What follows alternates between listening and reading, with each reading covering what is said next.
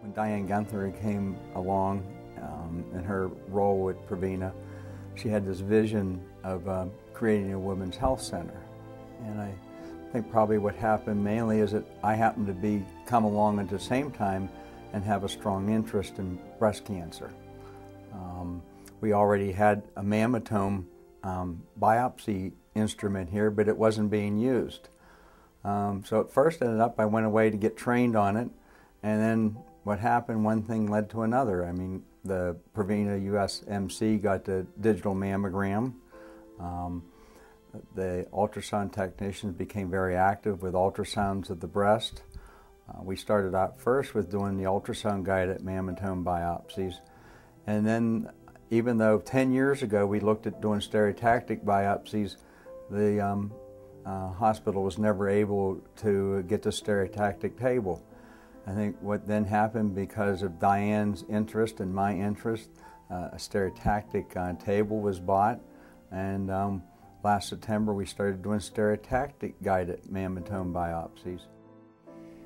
Well, it's very interesting because during this whole process of getting the digital mammo and getting all the diagnostic equipment, I find myself needing my yearly mammogram and deciding, I'm going to do our digital mammogram because, I know it's wonderful. I know our technologists are experienced. They've been doing this for a combination of over 40 years, and our radiologists are great at picking out. So I decided to have my digital mammogram done here, and my home is about 40 miles away. So I have my digital mammogram done, and the technologist says, hold on just a minute, I want to go over this with the radiologist. And at that point I knew something was different. So she goes over it with the radiologist, and they do more films, more diagnostic films. I was then told that, I would need to have an ultrasound. So I had the ultrasound done, and the staff were fabulous. There was a couple of areas that were in question, and the technologist and the surgeon reviewed the ultrasound tape and got back to me, or the disc, and got back to me, and we realized that I needed a biopsy. So Dr. Savage, who I chose because of his wonderful reputation to help me through this process, he did the biopsy, and there's only about 15% that actually come back positive. So many women have to have biopsies that don't have any positive findings.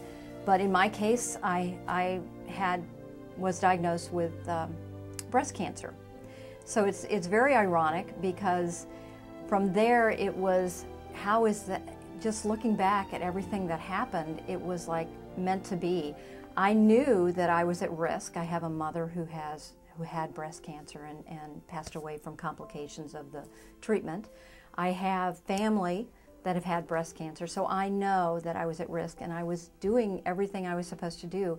I never felt anything, but the technologist and the radiologist picked it right up, were able to know exactly where the problem was, send me in the right direction, get that taken care of. I got it taken care of so early, and my surgery was done, that I do not have to have chemo or radiation as a result of it being found so early. So I feel blessed that we all worked together, and I was here, and I was able to utilize the technology that we have and the experience of the staff and the physician in order to make the right diagnosis and to get the right treatment. We make such a difference in the lives of women in this community. And a small community hospital is sometimes taken for granted. And we think that there's this unlimited resources and, they're always going to be there. But what we don't realize is that our community needs us as much as we need them. And what I've found through everything that we do is that it is that place that you can come to get the experts you need in order to take care of whatever is the issue. We may not have the specialist and the you know, for these rare types of problems, but when it comes to things that affect our community in large scale, and breast cancer is certainly one of those things, I found that we not only do it well for the community, but we do it wonderful individually and for myself included.